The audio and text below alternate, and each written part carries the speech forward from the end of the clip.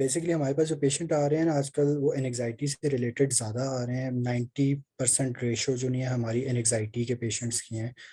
उसके minor symptoms मैं सबको बता देता हूँ कि सिम्टम्स उसमें क्या क्या होते हैं। जैसे जो नहीं है, बेचैनी हो जाती है, जिस्म सुन्न हो जाता है, बॉडी में हीट ज़्यादा होती है, गर्मी का ज़्यादा लगना होता है। अब ये इसको हम बाद में हम जो नहीं डिफ्रेंशिएट करते हैं कि कितना हो रहा है, मतलब उसकी इंटेंसिटी कितनी है, थोड़ी है, ज़्यादा है, बहुत ज़्यादा है, सारा दिन होती है, वो उसको हम बाद में डिफ्रेंशिएट करते हैं।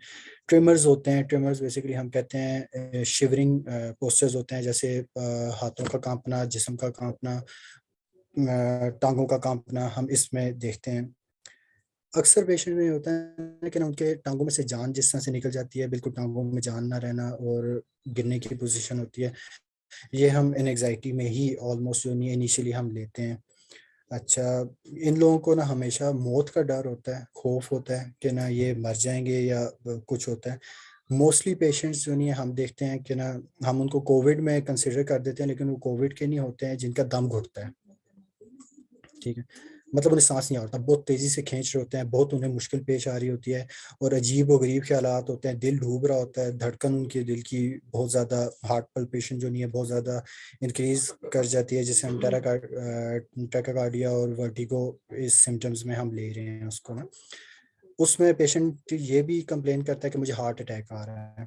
ठीक है, तो हम उसके जो नहीं ये फीचर्स वगैरह भी देखते हैं, उसमें देख के हम फर्दर हम उनको बताते हैं कि ना ये हार्ट अटैक की सिम्टम्स नहीं है, या इसमें ये सिम्टम्स आ रहे हैं, एंग्जाइटी होती है, वो उस पेशेंट के ना फीचर्स हमें बता देते हैं। अच्छा, ऐसे लोगों को ना पैनिक अटैक्स भी आते हैं, जल्द घबरा जाते हैं, बहुत जल्दी घबरा जाते हैं और अजीब व गरीब ख्यालात होते हैं फ्यूचर के बारे में, ये जो नहीं है एंड होती है, होपलेस होते हैं इनका। अक्सर ये होता है कि इनका अपना आप जो नहीं है अपने आप में नहीं रहते, इख्तियार अपना खो देने का डर होता है कि यार मैं अपने आप में नहीं रहूँगा, मेरा इख्तियार में खो दूंगा मैं किसी भी तरह। खौफ ज़्यादा रहते हैं, ये चक्कर इनको आते हैं, दिमाग मतलब कि हमेशा जो नहीं खालीपन सा महसूस होता है कि दिमाग में कुछ भी नहीं है। अच्छा, इसमें हम और देखते हैं कि ऐसे पेशेंट्स को हमेशा हम कोई उनका मैदा ख़राब होता है या बदहज़मी होती है, इस तरह के जो नहीं फीचर्स इनमें लाजमी होते हैं। बिकॉज ऑफ टेंशन और इस की वजह से ना इनका मैदा वगैरह ये चीज़ें खाली होती हैं, मतलब ख़राब होती हैं। कभी कभी बेहोश होते हैं। इनको आइडेंटिफाई करना हो तो इनका मुंह भी सुर्ख होता है, यानी कि स्लाइटली सा बीपी भी इनका हाई हो सकता है, वो भी हम देखते हैं। और इनको पसीने बहुत आते हैं। ये सर एंग्जाइटी के हैं। अगर किसी में सिम्टम्स आते हैं तो करे रब्ता इंशाल्लाह, उसको जो नहीं है विदाउट इस मेडिकेशन में करूँगा। जबरदस्त जबरदस्त। तो और इसमें एज फैक्टर कौन सा मुदस्सिर सर ज्यादा भी रहा गए हुए आपके थे, मुदस्सिर साहब भी आ गए हैं, वो भी सर के पास थे। पास तो भी जो नहीं है जी, एज फैक्टर जो नहीं है इसमें मेरे पास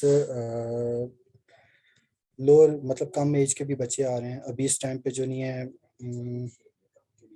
10 एक साल तक की भी मैंने अभी रिसेंटली बच्ची देखी है। साथ? इससे भी कम के आ रहे हैं, इससे भी कम के आ रहे हैं। और तो ये तो बस सोसाइटी का अजीब सी इशू है।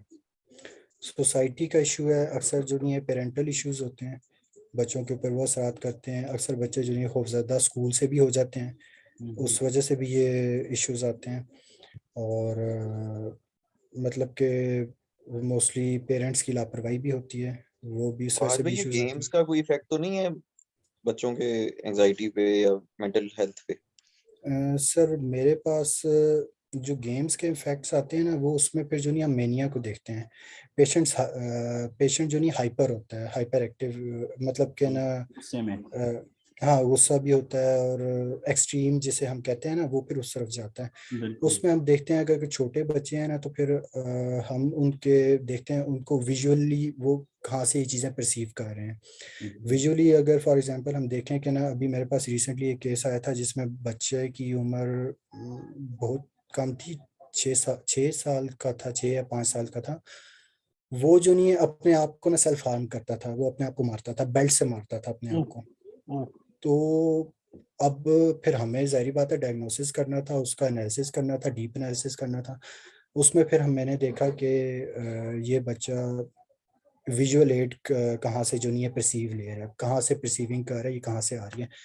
जब उनके पेरेंटल उसमें हम गए तो पेरेंटल इश्यूज कोई नहीं नज़र आए, मतलब कि ना जैसे होता है कि फादर जो नहीं है मदर को मतलब हार्म करते हैं वगैरह, इस तरह के इश्यूज नहीं नज़र आए। नंबर 2 पे फिर हम उसके डायग्नोसिस पे आए तो उनकी उसकी जो मदर थी ना वो ना बहुत ज़्यादा जो नहीं उस बच्चे को मारती थी। अब उनका भी इकलौता बच्चा था, उसकी मतलब कि ना 14 साल बाद वो बेटा हुआ था उनका, तो उसकी एसोसिएशन भी थी कि बच्चा ठीक हो जाए। नंबर 3 फिर हम उसके और इन डेप्थ गए तो फिर हमने उससे जो नहीं है उसके ना विजुअल परसेप्शन की तरफ गए कि ना वो परसीव कहाँ से कर रहा है, ये चीज़ें जो नहीं है कहाँ से इनटेक कर रहा है।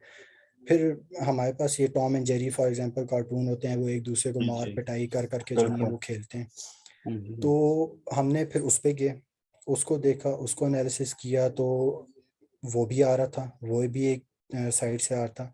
नंबर फिर मतलब ये स्टेप बाय स्टेप होता है हमारा एनालिसिस। 5-6 पे फिर हमने जो नहीं है उसके पेरेंट के हवाले से देखा था कि बच्चा रिएक्ट क्या कर रहा है उस टाइम पे। तो बच्चा जो नहीं है उस टाइम पे चीखें मारता था जब इसे कोई चीज़ नहीं मिलती थी, ज़मीन पे जो नहीं है बार बार रोल करता था अपने आप को। तो मैंने फिर उसके घर वालों को बताया कि जैसे बच्चा जब पैदा होता है तो उसके पास एक ही टूल होता है रोने का, उससे भूख लगेगी तो वो रोएगा, उसे चीज़ मिल जाएगी। अच्छा ये चीज़ जो नहीं है कुछ बच्चों में ना फिक्स हो जाती है, वो सीख लेते हैं। अब वो जो नहीं है 5-6 साल की उम्र में पहुंच गया तो वो जिसे कहते हैं ना थोड़ा मीठा ज़्यादा हो गया घर वालों की तरफ से, उन्होंने कंट्रोल नहीं किया बच्चे को। अब वो बच्चा जो नहीं है फिर उसी एक चीज़ को ना परसीव करके उसी एक स्टेट ऑफ माइंड को लेकर चलता रहा कि मैंने जो नहीं है कोई चीज़ मनवानी है, कोई चीज़ जो नहीं है किस घर वालों से लेनी है, तो मैं चीखूंगा, चिंगाड़ूंगा, रोलिंग करूंगा तो मुझे वो चीज़ मिल जाएगी, और घर वाले दे देते थे। तो फिर बस उनका फिर अलहदा सेशन था। इसमें फिर और भी चीज़ें आती हैं, बड़ों के सेशन में फिर और भी चीज़ें आती हैं, सुसाइडल केसेस भी आ जाते हैं। मैंने एक केस सुसाइडल लिया था, वो 12 साल से मेरे पास था, 12 साल तक मैंने उसको सुसाइड नहीं करने दिए। यानी कि वो रिलैप्स के साथ आती थी, वो फीमेल पेशेंट थी, वो रिलैप्स के साथ आती थी, बार बार रिलैप्स के साथ आती थी क्योंकि होपलेसनेस बहुत ज़्यादा थी, मायूसी बहुत ज़्यादा थी, बहुत ज़्यादा थी। तो मैंने कहा कुछ भी करने से पहले आप मेरे से डिस्कस करो। जब उनके क्वेश्चंस के आंसर उन्हें मिल जाते हैं ना फिर वो रिलैक्स हो जाते हैं। जो ब्रेन में एक थॉट प्रोसेस बार बार सर्कुलेट कर रहा होता है, एक ही चीज़ घूम रही होती है जिसका आंसर नहीं मिल रहा होता, जब वो मिल जाते हैं तो फिर वो जो नहीं है नए थॉट के साथ बेशक आ जाए लेकिन पुराना थॉट उन्हें डिस्टर्ब नहीं था, तो उसको डील करता रहा। फिर बाद में आ जाते हैं हम अल्टरनेट ट्रीटमेंट्स की तरफ, जो कि इसके साथ एसोसिएट करते हैं। उसमें हम जो नहीं न्यूरो लिंग्विस्टिक प्रोग्रामिंग की तरफ जाते हैं, ह्यूमन ब्रेन न्यूरो ट्रांसमीटर्स की तरफ जाते हैं, ह्यूमन इंजीनियरिंग की तरफ जाते हैं, और हिप्नोसिस की तरफ जाते हैं। ये एक these are the part of एक कह सकते हैं साइकोलॉजी। तो ये है। और डिप्रेशन के केसेस आते हैं, कम आते हैं। शिज़ोफ्रेनिया के केसेस बहुत ज़्यादा आते हैं, मतलब कि डिप्रेशन और शिज़ोफ्रेनिया के केसेस जो नहीं है ऑलमोस्ट जो नहीं है सेम टू सेम ही आ रहे होते हैं। और मेनिया के पेशेंट्स बहुत हैं, मेनिया के पेशेंट्स बहुत हैं, एडिक्शन के पेशेंट्स बहुत हैं। मोस्टली जो पेशेंट्स हैं एडिक्शन के वो नस्वार रिलेटेड है, नस्वार जो नहीं है वो लेते हैं ज़्यादातर। फीमेल्स में भी यही है नस्वार का, और मेल्स में भी यही है। अब उसमें डिफ्रेंशिएट ये होता है कि कौन कितने अरसे से नस्वार ले रहा है, उसको छुड़वानी कैसे है। और अभी हमारे पास एक केस है, वो न्यूरोलॉजिकल बेसिस पे वो केसेस आए हुए हैं। एपिलेप्सी के हमारे पास केसेस बहुत हैं, वो आते हैं। सर ये सिस्टम। अल्लाह खैर। अच्छा नहीं नहीं, जी वैसे मैं जनरल इंफॉर्मेशन पूछ रही हूँ, कोई जी मसले की बात नहीं है। जी अच्छा, जी मैंने सुना हुआ है ना, मतलब मैंने किसी को ना नोटिस किया हुआ है जी कि एक पेशेंट था शिज़ोफ्रेनिया का, तो जी जी वो बचपन में था, लाइक हमारे कोई दूर के रिश्तेदार थे ना, हम्म, तो नोटिस ही नहीं हो सका पेरेंट्स से कि इसको कोई प्रॉब्लम है। तो इवन वो बड़ा हो गया, ग्रेजुएशन के बाद किसी ने नोटिस नहीं किया। और वो ना गया इंग्लैंड, गया लाइक स्टडीज के लिए ना, फर्दर स्टडीज के लिए। हम्म, तो वहाँ पे वो 3 महीने रहा, लाइक ऑब्वियसली घर से दूर और सारी फैमिली से दूर। तो उसने ना उसको वहाँ पे ना फिक्स आना शुरू हो गए। सही।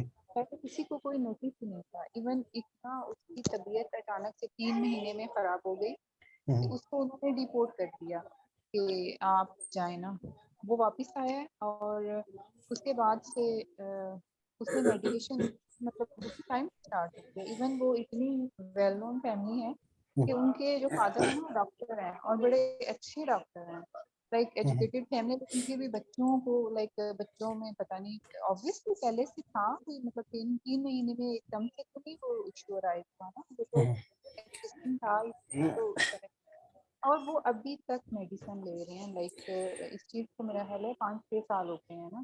और डॉक्टर्स ये कहते हैं ये इनकी मेडिसिन जो है लाइक परमानेंट है, ये खाएंगे। और 25 जी। mg की जो मेडिसिन है वो खाते हैं। बेसिकली तो अच्छा, ये question मेरा बेसिकली जो है ना वो ये था कि जी जैसे बच्चों ये चीज मेरा ख्याल है थोड़ी सी अनअवेयरनेस होती है। अवेयरनेस पेरेंट्स में इतनी नहीं होती है, जी जिसकी वजह से मे बी बच्चों को वो उनकी लाइक एक्टिविटीज को इतना नहीं नोटिस कर पाते या क्या होता है। तो मैंने ना एक डॉक्टर मोइज आते हैं, जी जी डॉक्टर उनकी मोइज मैं हुसैन। हाँ जी, उनकी अक्सर मैं सुनती रहती हूँ ना। तो हम्म, वो बता रहे थे कि लाइक आप ना, आपके बच्चे बेशक ठीक हैं, आपको ठीक भी लगते हैं, लेकिन आप नॉर्मली बच्चों का ना लाइफ में जो है ना एक आध दफा साइको एनालिसिस कराएं। तो आप क्या कहते हैं इस बारे में? बेसिकली हमारा मैं तो ये कहूँगा कि फर्स्ट ऑफ ऑल कि जो स्टार्ट में आपने बताया कि वो शिज़ोफ्रेनिया था, तो वो शिज़ोफ्रेनिया नहीं था, वो एपिलेप्सी में आ सकता है, क्योंकि उसे फिट्स वगैरह आते हैं तो वो एपिलेप्सी में आते हैं। और शिज़ोफ्रेनिक पेशेंट जो नहीं आता। मैं नहीं जानती हूँ, मैं जस्ट सुनना अच्छा अच्छा, है। ठीक, नो इशू। जी।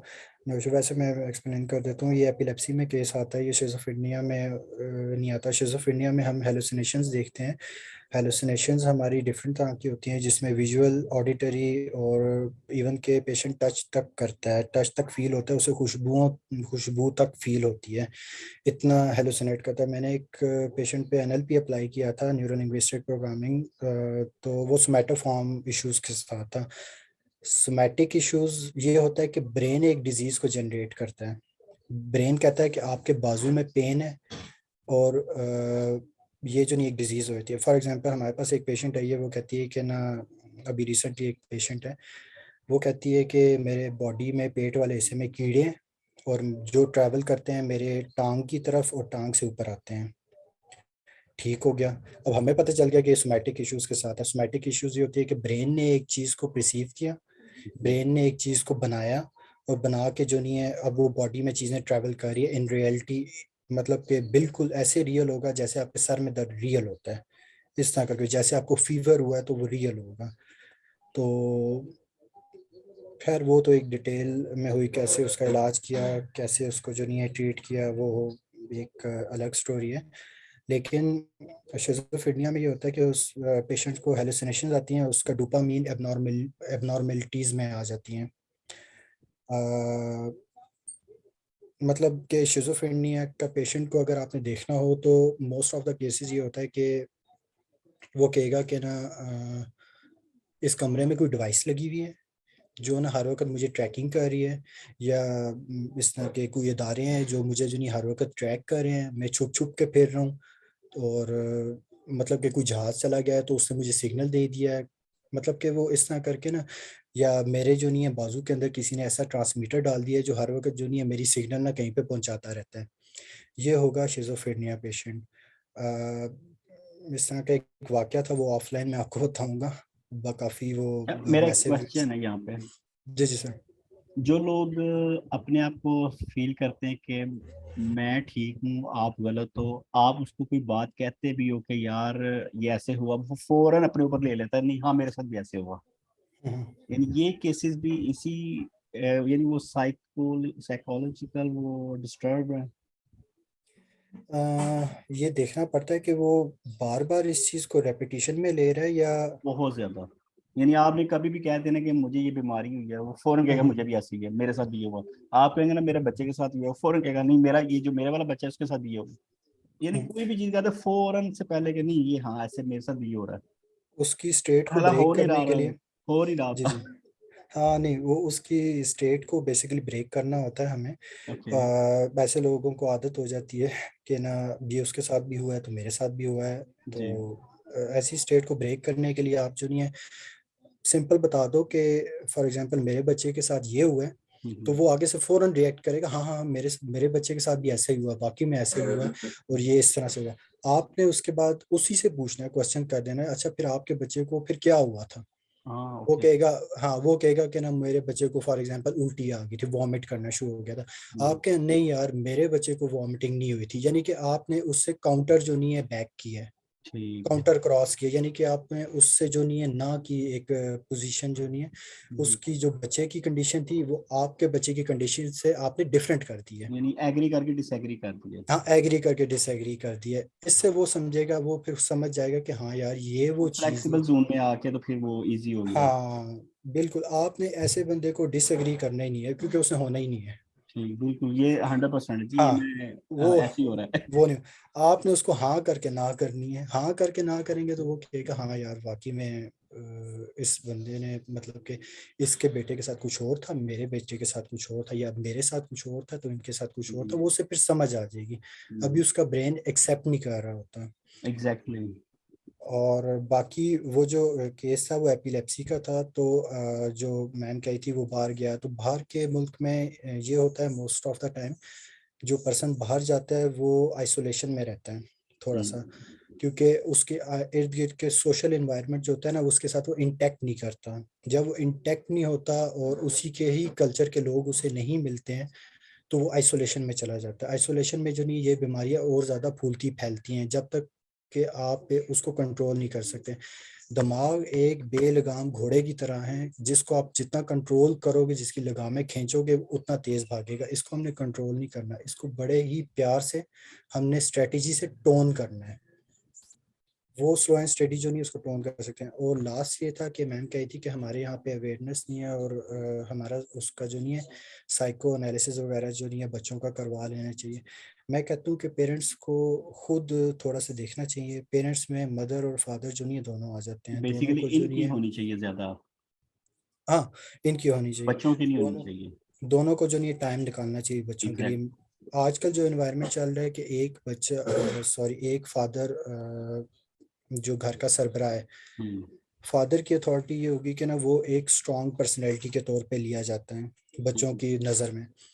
अब एक बंदा है वो सुबह 7 बजे निकल जाता है और शाम को 6-7 बजे जो नहीं है वापस घर आता है, खुद थका हुआ होता है, वापस आके खाना खा के वो सो जाता है, बच्चों को टाइम नहीं देता। तो वो एक फादरली लाइक जो बिहेवियर होता है ना वो आजकल जो नहीं है बच्चे जो नहीं है मिस करना शुरू हो गए हैं। अब वो मिस करना शुरू हो गए हैं तो वो जो नहीं है इसका अल्टरनेटिव ढूंढते हैं। जब अल्टरनेटिव्स की तरफ जाते हैं तो बाहर वो जो नहीं है सोसाइटी के ज़रिए इसको जो नहीं है स्विच करने की कोशिश करते हैं। जब सोसाइटी के ज़रिए स्विच करते हैं तो उन्हें जो नहीं है रॉन्ग समटाइम्स जो नहीं है रॉन्ग कम्युनिटी मिल जाती है जिसके अंदर वो इन्वॉल्व हो जाते हैं। वहाँ से फिर जो नहीं है ये डिस्टर्बेंस स्टार्ट होती है और फिर आगे तक जाती है। पेरेंट्स जब तक खुद नहीं बच्चों के साथ बैठते हैं, बच्चों को प्रॉपरली इन्वॉल्व नहीं करते हैं, अपने साथ इंगेज नहीं करते हैं, शेयरिंग बिहेवियर नहीं होता, तब तक जो नहीं है बच्चे मेरा नहीं ख्याल है कि वो ठीक होता है। ना ही मैंने होते देखे हैं और आगे जो नहीं है एक रॉन्ग प्रैक्टिसेस में इन्वॉल्व होना शुरू हो जाते हैं। बिल्कुल। इसकी एक और एग्जांपल मैं इस तरह से भी देना चाहूँगा कि मैंने लास्ट टाइम मेरे ख्याल से यूट्यूब का कोई ना देख रहा था, कोर्स देख रहा था, एक क्लास भी ले रहा था यूट्यूब की, और मैं एक ग्रुप बनाया हुआ था व्हाट्सएप पे। अब वहाँ पे जो नहीं है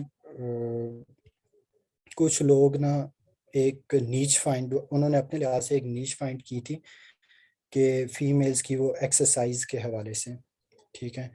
और उसने जो नहीं है वो यूरोपियन फीमेल्स की एक्सरसाइज वगैरह, अब जाहिर बात है उस पर ट्रैफिक भी आनी है, वॉल्यूम भी आना है, सब कुछ आना है, उसके पैसे भी जनरेट होने हैं। फिर मैंने वहां पे मतलब कि अब उस बंदे को कुछ समझाने वाला नहीं है, उस बंदे को कुछ करने वाला नहीं है, उसे गलत सही की पहचान नहीं है।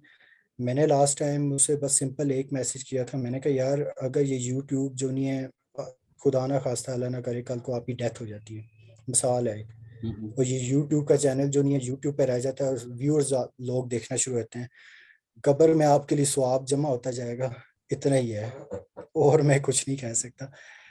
तो गलत सही की पहचान खत्म हो गई है, समझाने वाले नहीं है, पेरेंट्स जो नहीं है जान छुड़ाते हैं, स्कूल भेजते हैं बच्चों को और कहते हैं हाँ, कि ये ज़्यादा चीज टाइम मैंने इधर बड़ी सर्व नोटिस करें। ये चीज मैंने सर बड़ी नोटिस की है कि आजकल के जो पेरेंट्स हैं ना, वो कहते हैं बस बच्चे स्कूल चले जाएं। बस स्कूल चले जाएं, और मेरी चलें, कोशिश होती है बच्चे मेरे साथ टाइम ज्यादा स्पेंड करें स्कूल की। टाइम ज़्यादा स्पेंड करें, ये सबसे बेस्ट एक्टिविटी है। और बाकायदा मैंने अपने बच्चों को उन स्कूलों में डाला हुआ है जहाँ पे हफ्ते में 2 छुट्टियां हैं।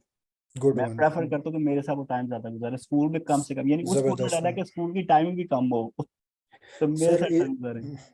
इतना जान छुड़ाते हैं, इतना जान छुड़ाते हैं। हमने ज़्यादा एबनॉर्मल बिहेवियर्स उन बच्चों में देखे हैं जो बच्चे मतलब स्कूल जाते हैं 1 बजे आ गए, आधा घंटा घंटा घर में टाइम स्पेंड किया, उसके बाद जो नहीं है कारी साहब आ गए, कारी साहब के बाद जो नहीं है फिर शाम को ट्यूशन चले गए, ट्यूशन के बाद जो नहीं है जब 7 बजे आए ना तो अब्बा जी मोबाइल देते हैं, कहते हैं ये लो मोबाइल पकड़ लो, अब इसके ऊपर बैठ जाओ। जब वो मोबाइल से रात को 9 बजे फारिग होते हैं तो खाना खाते हैं, खाना खाने के बाद बच्चा भी थका होता है, वालिद साहब भी थके होते हैं, फैमिली वाले भी थके होते हैं, उसके बाद सो जाते हैं। बिल्कुल ऐसा ही, एग्जैक्टली। और आजकल 3-3 4-4 साल के बच्चों में ये चीज़ बहुत ज़्यादा आ रही है, उनको मोबाइल ज़्यादा ख़राब कर रहे हैं। बच्चे को कुछ भी होता है, रोना शुरू होता है, फ़ौरन जो नहीं मोबाइल उठा के देते हैं बच्चे को और बच्चा चुप हो जाता है, एग्जैक्टली। और कल को यही बच्चा जो नहीं है उनके लिए फिर मुश्किल का बायस बनता है। बिल्कुल ऐसा, बड़ी फ्रूटफुल इंफॉर्मेशन थी ये। मोबाइल से जो बच्चों को बचाने के तरीके हैं ना, मतलब हमको इंटेंशनली नहीं दे रहे, ठीक है, हम्म। तो वो जिद भी करें तो क्या हम उनको मोबाइल बिल्कुल ना दें और बिल्कुल हम सख्त हो जाएं, तो ये ज्यादा भी अच्छा बिहेवियर है, या उनको किस तरीके से मोल्ड करके मोबाइल से दूर करें, उसकी क्या टेक्निक्स है? हम टाइम भी दें, सब कुछ करें, हम्म, लेकिन फिर भी अगर बच्चे को मोबाइल की शौक और लत पड़नी शुरू हो जाए तो उसका क्या इलाज हो सकता सर एज क्या है है? बच्चे की? एज यही 2-3 साल। अच्छा ठीक हो गया। बेसिकली ये मोबाइल एक ऐसी चीज़ है कि मैं इसको ये कहूँगा कि एक नशेई होता है जिसका नशा होता है, और सही एक्सट्रीम किस्म का नशा होता है। आप इसी तरह ही जो नहीं, ये मोबाइल भी चीज़ है बच्चों के लिए, आप उनसे मोबाइल छीनेंगे मतलब एक मतलब लेंगे ही ना, वो चीखेगा चिंगाड़ेगा, यानी कि जिस नशेई को जिस्म में पेन नहीं होता नशा जी छूटने जी। पे, इस तरह जो नहीं है बच्चों को मोबाइल लेने पे जो नहीं है वो होता है, मतलब कि पेन और एडिक्शन एक तरह की, मैं कह सकता हूँ, पेन तो नहीं कह सकता लेकिन उसको एडिक्शन कह सकता हूँ, इतनी सीवियर किस्म की एडिक्शन हो जाती है। सर ये स्लो एंड स्टडी स्टेप है, उसका जो नहीं है टाइम फिक्स करें, उसको जो नहीं है द गेम ऑफ हम कहेंगे उसको, मतलब गिव एंड टेक का एक तरह से हम कह सकते हैं। इस गिव एंड टेक इस तरह से कि बच्चे को आप कहें कि आप इतनी देर ये काम करोगे या साइकिलिंग करोगे या कुछ पढ़ोगे या फिर जो नहीं है कुछ गेम खेलोगे क्रिकेट वगैरह घर में या बाहर, जो भी है, जो भी एक फिजिकल गेम है, इतनी देर ये करोगे तो उस मतलब कि ना 4 घंटे के बाद या 5 घंटे के बाद हम आपको ना 15 मिनट के लिए मोबाइल देंगे या आधे घंटे के लिए देंगे। वो एडिक्शन के हिसाब से जो नहीं है हमें ऊपर नीचे ना टाइम फ्रेम करना पड़ता है। बात ये होती है कि शुरू में हम 10 उसकी मानते हैं, एक अपनी मनवाते हैं, ठीक है, स्लो एंड स्टेडीली फिर हम जो नहीं है 8 जो नहीं है उसकी सुनेंगे, 2 अपनी मनवाएंगे, फिर आहिस्ता आहिस्ता 7 हो जाएगी, फिर 5 हो जाएगी, 5 उसकी सुनी, 5, ये आहिस्ता आहिस्ता एडिक्शन जो नहीं है उसकी ना स्लोली स्लोली ना ख़त्म करें, फिर एक वक्त आएगा ये चीज़ ना ख़त्म हो जाएगी। और इसको अल्टरनेट करने के लिए जो नहीं है फादर को चाहिए कि वो बच्चों के साथ जिस तरह फिजिकल टाइप गेम्स होती हैं, लूडो होगी, इस तरह की चीज़ें ना खुद बैठ के ना फादर खुद खेले ताकि वो एंगेज कर दे उसको। इस पे मैं एक छोटी सी बात करूंगा। जी जी सर। ये चीजें मैं प्रैक्टिस करता रहता हूँ, ठीक है। Good one. तो एग्जैक्टली बिल्कुल, आप बिल्कुल एग्जैक्टली, अच्छा मुझे, मैंने इन पे शायद स्टडी वैसे नहीं किया वजह से आपकी हैं, लेकिन मैंने प्रैक्टिकल ये चीजें की हुई हैं बाय कार्ड। और ये जो कह रहे हैं ना बच्चों को मोबाइल से बचाना है तो कैसे बचाएं, उससे दूर कैसे करें उस इस एडिक्शन से, तो उसका बेस्ट ऑप्शन वाकई उनके साथ गेमें खेलनी शुरू कर दें। उनको यानी अब बेसिकली आप अपना टाइम, उनको बस टाइम, उनको आप टाइम नहीं दे रहे जिससे बस जिसकी ऐसे वजह ही से ये सब कुछ हो रहा है, उनको टाइम बस देना शुरू कर देंगे, वो ठीक हो जाएंगे। और उनको बाहर ले जाएं, चलें बाहर टाइम ले स्पेंड जाए। करना ना, इजी वे है कि बाहर ले जाएं, किसी एक्टिविटी में ले जाएं, किसी मॉल में ले जाएं, किसी रेस्टोरेंट में ले जाएं। बच्चों को देखो फेस टू फेस आपके सामने बैठे होंगे, विदाउट मोबाइल दोनों बैठे होंगे ना, बाप भी और बच्चा भी, तो वो इंटरेक्शन की डायरेक्ट होती जाएगी, फिर वो ऐसे ऐसे ऐसे ही चीजों से बाहर निकलना शुरू हो जाएंगे। और बाकी जो ऐसे अभी वहाज भाई ने बोला कि वो उनको एक टाइम फ्रेम में रखें और उससे निकाल के फिर कहें हाँ अब आपको मोबाइल तब मिलेगा जब आप इस टाइम फ्रेम से ये करके बाहर निकल आओगे। जाओगे। ऐसे ही तो ऐसे ऐसे उनकी आदत खत्म हो जाएगी, फिर उनका गुस्सा भी खत्म हो जाएगा, गुस्सा भी उनका खत्म हो वो जाएगा। जो जिद करते हैं वो भी चीजें उनकी खत्म हो जाएंगी, बच्चा नॉर्मल होने लग जाएगा। देखें जो वैसे बच्चा मेरा भी ख्याल है कि जो बच्चों के साथ टाइम जब आप स्पेंड करते हैं ना, तो चाहे बच्चा जितना मर्जी भी जिद कर रहा हो ना, क्योंकि ये बहुत सारे मसले हैं ये जो मोबाइल वाले हैं ना, तो जितना भी जिद कर रहा हो ना, आपको बच्चे के 2 4 5 पॉइंट्स का पता जरूर होता है कि मैं ये वाला पत्ता फेंकूंगा ना तो बच्चा उधर लग जाएगा, और मोबाइल या जो मर्जी उसके अंदर जिद हो ना उधर से वो हट जाएगा। और ऐसा ही सर होता है, आप उसको कहना बॉल के साथ खेलना है या आज हम बाहर कुछ चीज लेने जा रहे हैं या आज पार्क में स्लाइड लेने जा रहे हैं, तो वो उस तरफ लग जाता है फौरन, उसके ज़हन में अच्छा ठीक है, वो सर जी फोन हाँ मोबाइल ये फेंक है, देता है। इस पे मैं एक चीज और ये बोलूंगा। मेजर हाँ जी बोले ट्रांजिशन है। बोले जी बोले। सर। सर ये जो जिस तरह आप कह रहे हैं कि बाहर ले जाते हैं, ये मेजर ट्रांजिशंस में आते हैं। मतलब कि ना हम उसको ना एक बड़ी चीज़ से जो नहीं है रिप्लेस करते हैं। बड़ी चीज़ ये कहलाती है कि उसे बाहर ले गए, एक ही बड़ी चीज़ है।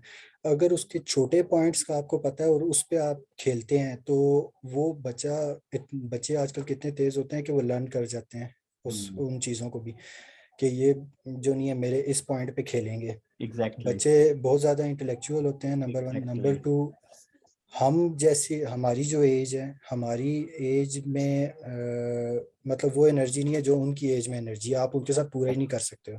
मेंटल ग्रोथ उनकी बहुत फास्ट हो रही होती है। मेंटल ग्रोथ उनकी बहुत फास्ट हो रही होती है, और दूसरा उनकी फिजिकल एनर्जी इतनी होती है कि वो सारा दिन कूदते भी रहते हैं ना, फिर भी नहीं तो थक। रात को आपको भी फिर भी जगा के रखेंगे, इतना वो इतनी एनर्जी होती है। आप लोग 1 घंटा करेंगे, 2 घंटा करेंगे, थक जाएंगे। एग्जैक्टली। बेहतर सोल्यूशन ये है कि उनको साइकिल दें, साइकिल के गियर थोड़े बाटे के से हाईवी करके रखे अच्छा ताकि थोड़ा जान लगे। इस चीज पे ना मेरे पास मेरी बहुत सी प्रैक्टिस ऐसी हैं हम्म, बेशुमार घर की।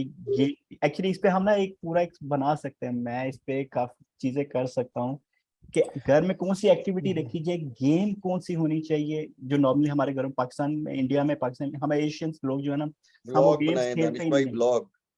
सर जी हम वो गेमें ही नहीं खेलते जो मैं जिन गेमों को मैं यूज कर रहा हूँ या जो हम्म, मैं देखता हूँ, यानी जो वेस्टर्न कल्चर से जो घर में बच्चों के खेलने वाली जो गेम्स होती हैं पेरेंट्स के हम्म। साथ, ऐसी ऐसी गेम है कि मैं सर खुद बड़ा एंजॉय करता हूँ चीजों को। बेसिकली अगर उन्हें गेम खिलानी ही है ना, तो उनको जो नहीं है आप वो जैसा ल्यूमिसिटी है, ल्यूमोसिटी जिसे हम कहते हैं, एक ऐप है ल्यूमोसिटी, उसमें जो नहीं मल्टीपल गेम्स होती हैं, इंटेलेक्चुअल बेस्ड गेम्स होती हैं। ठीक है, मैं फिजिकल गेम्स वो की भी। बात कर रहा हूँ। हाँ फिजिकल गेम्स तो जो नहीं घर है के वो। अंदर कमरों के अंदर जो खेलने वाली गेम्स है, बेशुमार गेम्स हम्म, हैं, बेशुमार हाँ वो, आइडियाज हैं। लेकिन आपने एडिक्शन भी छुड़वानी है, बच्चे के ब्रेन को भी थोड़ा सा तेज करना है। तो बिल्कुल। उसके लिए जो नहीं है उसको डाइवर्ट कर दें, शिफ्ट कर दें। वो लुमोसिटी है, ल्यूमोसिटी नाम है आई थिंक। ओके। उस पे जो नहीं है उसको एंगेज कर दें थोड़ा सा, वो डाइवर्ट भी हो जाएगा, उसका ब्रेन जो नहीं है शफल भी होगा, और बहुत तेजी से जो नहीं है वो होगा। मैम समीना वो लिखी हाइड एंड सीक खेलें। वो हाइड एंड सीक थोड़े से घर भी बड़े हो ना, वरना हम तो बचपन में बहुत बेडों के साथ जल्दी जल्दी टकराए हैं। पकड़े जाएंगे। हाँ सर, पकड़े बहुत जल्दी जाते हैं हम। मिस मीना, मैं हम ये जरा सर के सेशन थोड़े से फाइनलाइज हो जाए चीजें, बाय गॉड मेरे पास यानी कुछ है something I can share with you. तो वो बच्चों इंशाल्लाह के सर। साथ ये देखें, मैं बार बार बच्चों की क्यों बात करता हूँ, आपने कभी नोटिस किया, मैं बार बार कोशिश कर रहा हूँ बच्चों के साथ इंटरेक्शन, बच्चों के मैं यानी मेरा जो कंसर्न है कि बच्चों के साथ मैं उनका पूरा एक सेशन बनाऊँ, किड्स मीटअप का मैंने आज बनाया, एक ग्रुप भी बना दिया है कि बच्चों के साथ एक्टिविटी करें, बच्चों के साथ मैं अपना टाइम स्पेंड करूँ और उनको फ्यूचर जी प्लान जी। में लेके अपनी चीज़ों में मैम ये। सॉरी मैम फातिमा वो लिख रही है ऊनो गेम है और कैच द बॉल है, वो खेलें। बेसिकली इसमें हमें जो नहीं है, ये गेम्स अच्छी हैं, हम बेहतर है स्क्रैम्बल भी खिलाएं उनको, वो भी ज़्यादा अच्छी है, उनके ब्रेन स्टॉर्मिंग उसमें भी ज़्यादा होती है। मैं इसमें, लेकिन आप इंगेज होंगी ना तो शेविंग मतलब कि इतना जो नहीं है फीमेल्स को वो मतलब कि मदर मदर का एक रोल होता है कि वो बिलव्ड मतलब कि अपना लवलीहुड जो नहीं उनमें बहुत ज़्यादा होता है। तो अक्सर जो नहीं है बच्चे इसका नाजायज़ फ़ायदा भी उठा लेते हैं। इसमें जो नहीं है फादर को भी इंगेज करें इन गेम्स में, बिल्कुल। तो ताकि जो नहीं है एक हार्ड किस्म की अथॉरिटी और वो अथॉरिटेटिव जो वो भी है वो भी साथ चले। वरना अक्सर ये होता है, मैंने तो ये देखा कि बच्चे जो नहीं है मदर्स को मैनिपुलेट करना आसानी से सीख जाते हैं और बहुत अच्छी तरीके से करते हैं। और हो भी रही होती, मदर्स हो भी रही होती। हो सर हो ही है। वो जो बच्चा सेल्फ हार्म का बच्चा था वो बेल्टों से अपने आप को मारता था, तो वो उसे मारती भी थी और रोती भी थी। और मैंने कहा 14 साल बाद अगर आपकी औलाद हुई है तो मेहरबानी करें इसे मारे ना, तो इसको डिफरेंट तरीके से जो नहीं कंट्रोल करें। हाँ चलिए, मैम, स्ट्रिक्ट होने का आपका इतना नहीं है, लेकिन फादर को भी स्ट्रिक्ट करें थोड़ा सा ये उम्र भाई उनको कुछ भी कहना चाह रहे हैं मेरे ख्याल से। जी जी सर, हुक्म हुक्म। आज ना हमारी दुकान पर दो बच्चे आए, तो वो बात कर रहे थे कि जब हमारे पापा घर पे होना तो हमारा दिल नहीं चाहता घर को जाने को। हमारा दिल चाहता कि हम ट्यूशन पढ़े और सारी रात ट्यूशन बैठे रहे और हम घर ही ना जाए, क्योंकि पापा डरते हैं अपन क्या करते हैं, तो हम घर सर ही ना जाए। और पापा जी, जब घर ना हो तो फिर हमारा दिल करता हम सारे घर ही नहीं। बेसिकली वो जो नहीं है स्केरिंग बिहेवियर में है, डिफेंसिव मोड में है। ठीक है, वो डिफेंसिव सिस्टम है उनका। और आइसोलेशन मतलब कि एक तरह से एक शेल उन्होंने क्रिएट कर लिया जो कि अनब्रेकेबल एक तरह से हम कह सकते हैं फॉर द टाइम बीइंग। बहुत नुकसानदेह होती है बेसिकली चीज़। हाँ, बेसिकली जो इस कंडीशन में मुझे जो लग रहा है कि ना फादर और मदर के जो रिलेशनशिप है ना, दैट्स नॉट गुड। ठीक है, जिसकी वजह से जो नहीं है बच्चे सफ़र कर रहे हैं। हमारे इस कॉन्टिनेंटल में फीमेल सप्रेस्ड उस कंडीशन में और मेल जो नहीं है अथॉरिटेटिव में आ रहा है। और बच्चे जब देखते हैं कि ना फादर का मतलब कि मेल का जो जिस तरह का अब्यूसिव वर्बल अब्यूज़ वगैरह जिस तरह का बिहेवियर होता है वो सहम जाते हैं। वो फिर घर नहीं जाना चाहते हैं। वो फिर उसको जो नहीं है ओवरकम करने के लिए ना बाहर की मतलब सपोर्ट हासिल करते हैं कि बाहर ही रहें, बाहर ही अपने आप का दिल लगाएं। तो ये चीज़ें इसमें थोड़ी सी जो नहीं है महसूस होती हैं कि शायद इस वजह से जो नहीं है वो अवॉइड कर रहे हैं घर को। और घर के माहौल को भी हमें बेसिकली हम जब एक दूसरे को समझते नहीं हैं तो यही फिर मामलात होते हैं, इसी तरह के अच्छा होते हैं। वहाज भाई, एक चीज सिर्फ मैं ऐड करूंगा, हम जी जी नेक्स्ट टाइम ना थोड़ा सा एक चीज को सब लोग हम ना कुछ टाइम को थोड़ा सा ना वो करें, फ्रेम करें चीजों में, जो भी हम डिस्कस करें हम अनलिमिटेड ना शुरू करें, उस पर हम टाइम जी फ्रेम जी की बात करें। तो ये चीजें आगे प्रैक्टिस में हम काफी हम आगे यूज करेंगे। तो अभी से इंशाल्लाह तो थोड़ा थोड़ा इंशाल्लाह। शुरू कर रहे हैं कि हम एक फ्रेम रखें, यानी आप भी जो डिस्कस करें वो भी एक टाइम फ्रेम थोड़ा सा हो कि इसके अंदर करनी है, मैं भी अगर डिस्कस करूँ मैं भी एक टाइम फ्रेम के अंदर करूँ। यानी जिसने भी कोई भी अगर कोई भी किसी भी मैटर पे डिस्कस हो रही है उसको एक फ्रेम के अंदर रखें कि हम इस फ्रेम से बाहर ना जाएं। ये हमारी एक प्रैक्टिस होगी, पंक्चुअलिटी होगी चीज़ों को बेहतर करने की। और आगे वैसे भी जब हमने अमेरिकन के साथ जब काम करना ना, बाय गॉड, हाँ आप उनके वो आपने कहा ना कि हम किधर आ गए, कैसे लोग हैं, सर वो वहाँ पे लाइफ बहुत ही है, ज़्यादा वो पंक्चुअल है। सर पंक्चुअल हैं, लेकिन उनके जो लाइफ में पर्सनल लाइफ में सैडिज्म है ना वो बहुत ज़्यादा है। मतलब कि उनके बच्चे जो नहीं है वो भी लोनलीनेस के शिकार हैं। वो और एक डिफरेंट केस है। वो तो कल्चर है ना उनका जो है वो। हम डार्क मोड में नहीं जाएंगे, हम लाइट मोड में रहेंगे। हाँ ये वो तो हर कल्चर में ये चीजें हैं, कहीं पे पॉजिटिव नेगेटिव तो दोनों जगह पे है। हम्म, पर हम पॉजिटिव हम्म, के साथ रहेंगे और आप भी हमारे साथ है, तो फिर तो रोला क्यों नहीं। नहीं नहीं सर, इंशाल्लाह इंशाल्लाह आपसे भी इनको गाइडलाइन करेंगे। लेते रहेंगे आपसे। तो नहीं नहीं इंशाल्लाह सर। अभी इस वाले टॉपिक के सेशन को मैं ये वाला क्लोज कर रहा हूँ, रिकॉर्डिंग इसकी, जी जी सर। ताकि